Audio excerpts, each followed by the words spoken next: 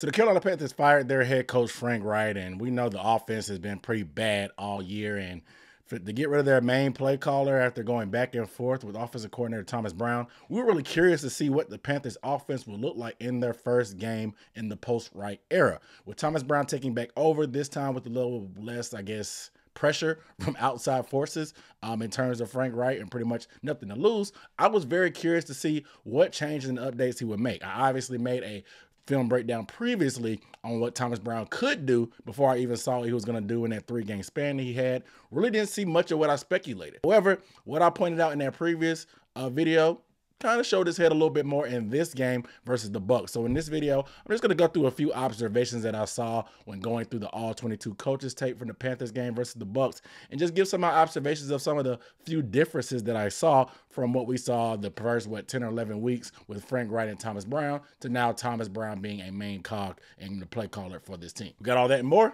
and we're starting right now.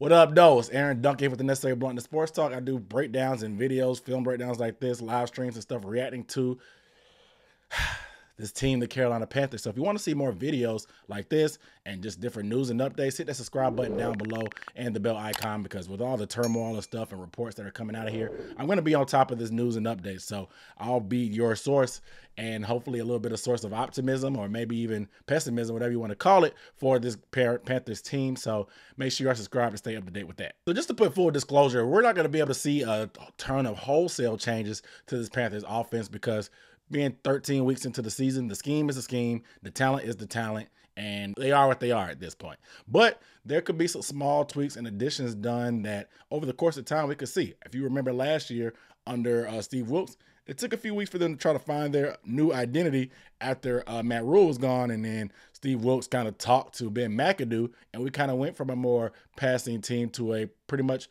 downhill run-heavy team that used play action and stuff like that. So maybe week by week we'll see more changes, but I did think there was some small tweaks that were pretty obvious changes that Frank Reich could have made that he kind of didn't, that we saw a little bit more from Thomas Brown. The first biggest thing I would say is the increase in gap scheme runs. Now, gap scheme and versus zone blocking is just more of a difference of philosophy. Zone blocking is seen more as finesse, where you have certain areas or gaps or zones that you're responsible for, that you step in unison with your fellow linemen into. If there's a defender there, you try to push them and wall them off in different ways. It can be physical, but it's more seen as finesse in the grand scheme. Now, gap is more so of aimed at certain gaps, because we get in the zone blocking, the running back just looks at where the offensive line blocks the person and they run in that zone.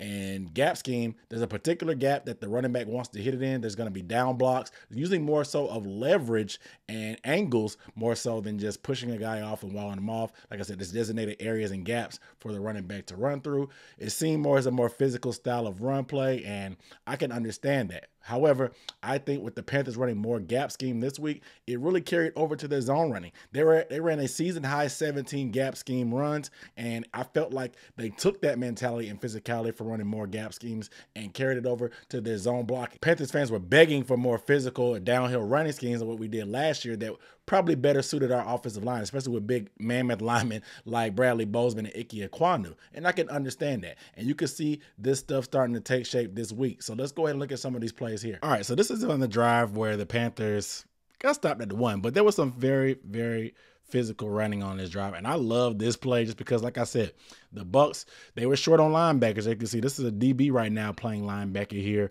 but they tried to bring up these defensive backs and safeties late into the formation in order to throw off the blocking schemes, because when linemen do their blocking schemes, they account for the guys that are in the box. 1, 2, 3, 4, 5, 6 is in the box, but the 7th guy is going to come late, and hopefully he comes free. So this is called a pin and pull play, where you're going to get the big guys out in front. Very, very physical run. Boom. You get kick out blocks. You get Bradley Bozeman on the move. Chuba with a stiff arm all the way down to the 1-yard line. So let's look at it from behind. Now, pin and pull, I'll actually go to a better angle from right here so you can see it. So the way pin and pull works is typically you have down blocks from these guys. If you have somebody in front of you, you're going to block that guy. If nobody's in front of you, you're going to pull around. So you pin the defense inside and then pull, as in loop around to the outside, and the running back is going to follow that. So you're going to get Nash Jensen here, number 66, and Bradley Bozeman they're not really technically uncovered, but they probably have their own unique set of rules here. They're going to pull out in front of Chuba, and it's going to be beautiful. This lineman, this defensive back comes down late, number 30, and you're going to see Nash Jensen just completely knock him out. Boom. Make him feel sorry for making that move and coming down here. Chuba with a physical run and finish it at the end, all the way down to the 1-yard line for a first down. Let's watch it one more time. One more time. Because look at this impact here. And this is a tone setter, man. Like I said, this type of stuff carries over to the other plays. Boom, Nash Jensen is pulling. Bradley Bozeman is pulling. You have a down block by Taylor Moting pinning these defenders inside. And you got, obviously, Ian Thomas right here on the edge. This guy comes down late, doesn't really see it coming, tries to time it up, throws the brakes on. Nash Jensen gives him a little bit something to take home with him, puts him on the ground. Bradley Bozeman is a good kick-out block, enough to knock the guy off balance. Would love to see him get him on the ground. I know Bradley did too, but he's able to knock him off balance at least.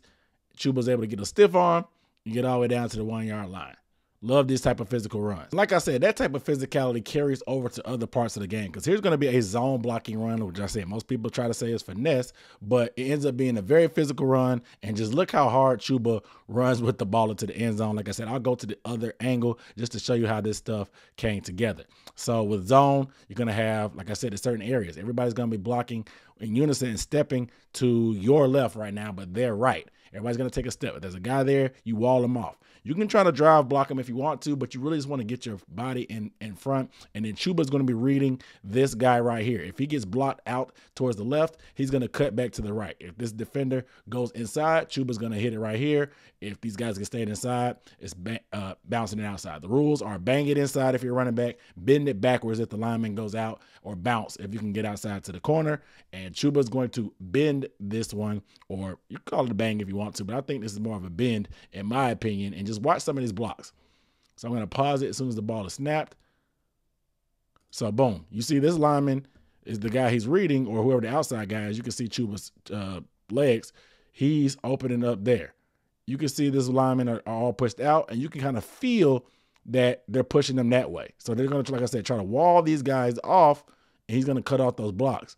But I want you to watch these blocks right here. Boom. These interior three linemen do a great job of getting these guys walled off. Icky does a good job getting this number 94 blocked off as much as he can, so Chuba can cut back. And look at this wall. There's not a ton there. That's a crease. Sometimes there's holes that he could have hit right there, but sometimes there's creases. If he goes to this hole right here between Moten and Nash Jensen, he'll probably get hit with an arm tackle. Maybe he breaks a tackle here, but the bend is right there, and he bends it back right off of that cutback, gets skinny through the hole, lowers his shoulder pads, and gets extra physical with that mentality and just runs through the end zone. It should have been a touchdown. Let's play it in fast motion. Watch this wall. Boom. Look at that blue wall. Boom. Gets it to the end. Man, if this don't get you excited about football, man, I don't know what will, man. One more time for the home team. Boom. Good job. Like I said, good job by Icky. And we got hats on hats all across the board. Look at that. Look at Chuba put his foot in the ground. Boom. Gets upfield. Look, and just hits that little crease, lowers the shoulder pad, spins off of contact, and that's how you finish a run, man. As you can see, the physicality did indeed carry over from some of the gap runs to some of the zone runs. And it's actually cool to get those big guys out of space and get them moving. I also think it's more of a mentality thing from our players, because that physicality allows them to wear out the opposition, and it actually helps them out in pass pro a little bit more, in my opinion, as well. Not to mention you can do other things based off the running game, and being able to run successfully is very, very good to neutralize some of the things certain defenses like to do. I also think the conditions of the rain and messy field really just help them as well, because it's hard to really dig into that grass as a defender when that ground is kind of soft and muddy. And the Bucs, they were wounded at linebacker, so I think their philosophy, they were trying to bring safeties down into the box to try to offset and throw off the blocking schemes. But you put those little guys in a box, they are going to get pushed around, and exactly what the Panthers did for most of the day. The next thing I noticed was just an uptick in under center and pretty much play action. Now, the reports that came out that Bryce Young wasn't comfortable running under center. That's why we ran so much shotgun and pistol. I'm not really sure where that came from. Not to mention it's kind of a coach's job to kind of fine-tune some of those things that they're not comfortable with, but also lean into their strengths. From what I understand and what I saw, we ran a lot more of it, and Bryce Young didn't really seem to have a problem from it. We were able to take that running that we did and play action off of that going from under center, and play action is a lot more believable for a defense when you run it from under center, and they react to it a little bit harder. And I like some of the plays they were able to get Bryce Young outside the pocket as well off those play action with bootlegs. That way he's not just a sitting duck in the pocket for a struggling offensive line, but it also gives him a chance to get out on the perimeter and put stress on the defense and stress them horizontally. And let's go ahead and look at a couple plays there. All right, so let's take a look at some under center. And since we've been running the ball well, they're going to try to compensate for the play action. And you can do many things off play action. You get this defense guessing and changing direction and misdirection to get them out of place. We get the motion to offset that. We're going to run to the fake to run to the right. They bid on, look at these linebackers freeze just a little bit because they have to respect it. And as Bryce Young turns around, able to move the pocket, like I said, it makes the D-line slow down as well. They can't rush as fast. And so now Bryce has depth. He has vision as he's turning around. And now you have easy route combinations coming. You have Ian Thomas here in the flat. You got Mingo going deep, clearing out with a corner route. You also have Adam Thielen coming across wide open with a nice pickup and collection on there. I love building off of this play action and stuff like that. But we're going to talk about motion a little bit more, but watch what happens with the motion, what I'm going to tell you about a little bit more later in the video. Watch ISM on this motion and how open he gets. He's able to have a running start. That cornerback is kind of flat-footed, so he's able to get right past him on a deep route. Unfortunately, with Bryce not having a ton of time and that being pretty much the last read on this play, it's not something that he comes back to. However, this is something that you can later set up for a future date if you see how defenses react to it when you do it. But I love seeing this play action. Like I said, getting Bryce on the move, it slows down the rush because you move the point in the pocket where he's going to be. When he's sitting in the pocket, typically, they know exactly where he's going to be. 7, 8, 9 yards back in the backfield, and they try to meet at the quarterback in the backfield. But when you move the pocket, it changes the rush angles, and everybody can't get to him as fast. You buy time. Bryce has a quick trigger to set up and throw it to Thielen right there on the money. Good completion, man, for a first down. Love these chunk plays. And play action with crosses all over the place is just a staple of that McVay and Shanahan philosophy that we've talked about, that we wanted to see when we brought in Thomas Brown. So I like Thomas Brown really putting some of his own fingerprints on this. And I just wish we had done a lot more of this before, because Bryce Young looked very comfortable in my opinion. And if not, the best way to get comfortable is to do that stuff. So I would love to see more of that down the stretch this season as we continue to progress and just kind of throw stuff at the wall and see what sticks, just to figure out what we can build upon moving forward. Another difference that I noticed from this team was the uptick in motion, at least to start the game. 10 of the first 17 plays, there was some kind of motion or shift, with is pretty much a huge uptick for this team. More than half of the time they use motions or shifts. What motion and shift does, it gives you advantages. It lets the quarterback know if his man is on coverage, because when you run motion, if there's man coverage, the defense has to react to it and follow that guy. If it's zone, he does it. That tells the quarterback automatically pre-snap what the coverage may be. It also creates advantages because defenses have to communicate when you change your formation right before the play is snapped, and it can cause some kind of confusion. Sometimes it can cause mistakes and mental errors by the defense. It can get them moving and get them out of position as well and create advantages that way. So using motion is the best way to create advantages legally for your team, in my opinion. And all the best offenses in the league do it. You see the Rams, Niners, Chargers, and the Dolphins all using motion to their advantage. And a lot of the times they'll use it to get their guys with a running head start in order to get them at a speed advantage, almost like a de facto arena football or Canadian football motion. So I love adding motion to this team. We just have to do it for the full 4 quarters. Like I said, I saw it in those first couple drives, but it wasn't really sustained for the rest of the game. But let's go ahead and look at a few plays and how that motion affected the Bucs defense. All right, so here we go. Going to be a shotgun formation and use ISM and motion yet again. And like I said, it's a telltale on what coverage you're in, but it also can give you numbers advantages and cause some confusions and mistakes by the defense and put them in unfavorable positions. So what we're going to do is going to put ISM in bubble motion, and he's going to go all the way around the quarterback and act like he's going to do a bubble screen. The defense doesn't move with them, so you know it's kind of a zone coverage at this point. So that's a telltale for Bryce. And what we're going to do is going to have Stratton right here on the outside run a post route, and Mingo's going to fake right here like he's going to block for that bubble screen and go down the sidelines on a wheel route. Causes some confusion because they have to account for certain things. And with them not reacting, Bryce already knows there's a numbers advantage because you only have 2 defenders out here, but you have 3 Panthers receivers as the ball is snapped and they don't react to it. So Bryce play actions and looks, Fake that screen. Look at Mingo. Mingo's going to run at that defender, fake like he's going to block, slow play it, and then Stratton goes to that post. He takes 27 with him. Mingo's going to sneak out the back door. Bryce hits him right there in between the zone. Good pickup, good chunk of yards. Let's run it back one more time just to see how he reacts. Because watch ISM here. He's going to point. He's going to tell Bryce, like, hey, man, he's wide open. Look. He's faking that bubble screen, and he's looking at the field. He's pointing at the field at Mingo, like, look, throw it to him.